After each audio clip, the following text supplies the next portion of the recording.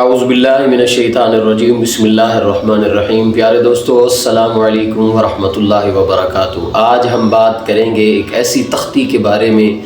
کہ جس کو اللہ رب العزت نے اس کائنات کے بنانے سے بھی 50,000 سال پہلے بنایا، اور اس تختی کے اندر کیا لکھا ہوا ہے کہ کون کب مرے گا، کس کو کتنا رزق ملے گا، کون کس حال میں ہوگا اور کس کے ساتھ کیا کیا واقعات پیش آئیں گے، اس سب کو اللہ رب العزت نے اس تختی کے اندر لکھا ہوا ہے۔ اس تختی کی حفاظت کون کر رہا ہے، اس پر مقرر کون سے فرشتے موجود ہیں، آج ان تمام سوالوں کے جواب قرآن و حدیث کی روشنی میں میں آپ کو دوں گا۔ آئیں ہم آپ سے ایک گزارش ہے محبت بھری کہ آپ کو اگر میری یہ ویڈیو اچھی لگی ہے تو آپ سے گزارش ہے کہ آپ میرے چینل کو سبسکرائب کریں، لائک کریں اور ویڈیو کو زیادہ سے زیادہ شیئر۔ ایسی تختی جس میں اس کائنات کے تمام راز لکھے ہوئے ہیں کہ کون کب مرے گا، کتنا رزق ملے گا، کس کو کس حالت کا سامنا کرنا ہوگا، کس کو کس طرح کی موت آئے گی، کون کس حال میں مرے گا، کون کس زمین پر کس حال میں مرے گا، ان تمام چیزوں کو اللہ رب العزت نے لوح محفوظ کے اندر لکھ دیا گیا ہے۔ اور لوح محفوظ کہاں ہے، اسے کیسے پیدا کیا گیا ہے، اور اس کا جب اللہ رب العزت کسی کام کو کرنے کا ارادہ کرتا ہے تو وہ لوح محفوظ پر اللہ رب العزت کہہ دیتے ہیں، اور اس پر کس فرشتے کی ڈیوٹی ہے اور اس میں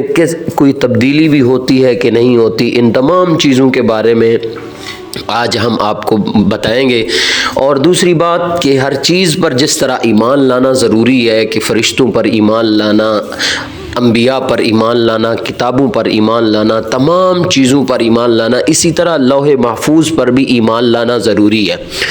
کہ لوح محفوظ کو کب بنایا گیا، حدیث پاک کے اندر آتا ہے کہ جب اللہ رب العزت نے اس کائنات کو بنانے سے بھی 50,000 پہلے اللہ رب العزت نے قلم اور لوح محفوظ کی تخلیق کی، تو اللہ تعالیٰ نے حکم دیا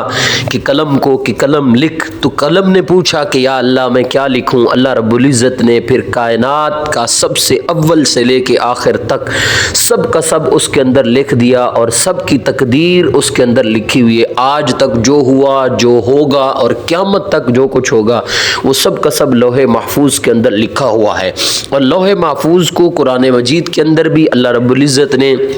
اس کے بارے میں بیان فرمایا ہے سورۃ مروج کے اندر، بل هو قرآن مجید فی لوح محفوظ، کے یعنی ہم نے قرآن مجید کو بھی لوح محفوظ کے اندر ہم نے لکھا ہوا ہے، تحریر کیا ہوا ہے۔ اور لوح محفوظ کیسا ہے، فرمایا لوح محفوظ سفید موتیوں سے بنائی ہوئی ہے، اس کے پیج سرخ ہیں یعنی اس کے ورقے یاقوت کی طرح ہیں، اور اس کی تحریر جو لکھا ہوا ہے وہ نور سے لکھی ہوئی ہے۔ حضرت ابن عباس رضی اللہ تعالیٰ عنہ ارشاد فرماتے ہیں کہ اللہ رب العزت نے لوح محفوظ کو اور قلم کو نور سے بنایا،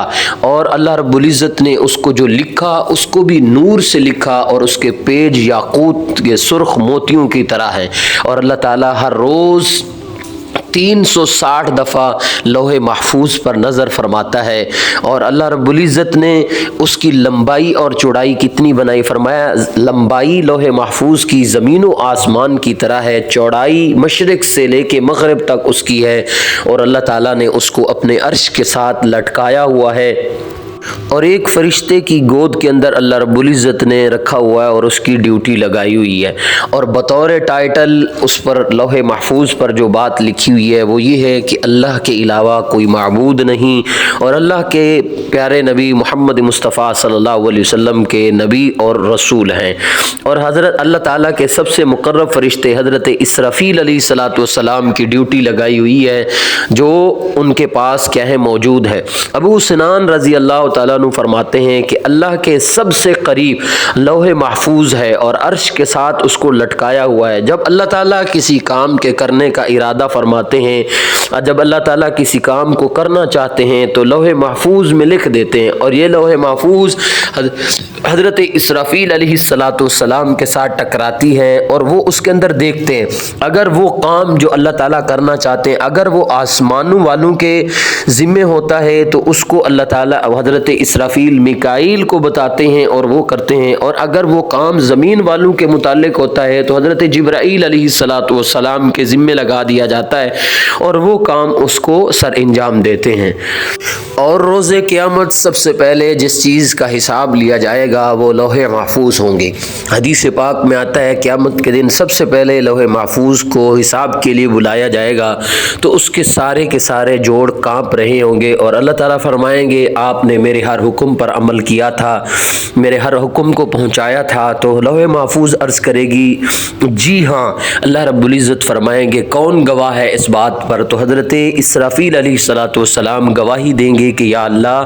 انہوں نے آپ کے ہر عمل کو پورا کیا ہے۔ اس کے بعد لوح محفوظ جب اللہ تعالیٰ ان کی بات کو مان لیں گے تو کہے گی سب تعریفیں اس اللہ تعالیٰ کے لیے ہیں جس نے مجھے عذاب سے نجات دلائی ہے۔ اب بات ہے کہ تقدیر جو ہماری لکھی ہوئی ہے وہ بدلی جا سکتی ہے کہ نہیں بدلی جا سکتی؟ فرمایا تقدیر کی 3 قسمیں ہیں۔ ایک روایت میں آتا ہے تقدیر کی 2 قسمیں ہیں، تقدیر مبرم، تقدیر معلق، اور یعنی وہ عام تقدیر جو دعاؤں کی وجہ سے بدل دی جاتی ہے۔ نمبر 2 وہ جو اللہ تعالیٰ نے کسی خاص بندے انبیاء کرام علیہ السلام کی دعاؤں کے ساتھ جو ہے نا جی بدل دیتے ہیں۔ نمبر 3 جو کسی کی دعا کے ساتھ بھی نہیں بدلتی، جس کو لوح محفوظ کہا جاتا ہے کہ اس میں جو کچھ بھی لکھا ہوا ہے اس میں کوئی تبدیلی نہیں ہے، وہ جیسا ہے ویسا ہی رہے گا۔ اور لوح محفوظ کے بارے میں قرآن مجید کے اندر بھی ارشاد آیا ہے۔ سورۃ حدید کے اندر اللہ تعالیٰ نے ارشاد فرمایا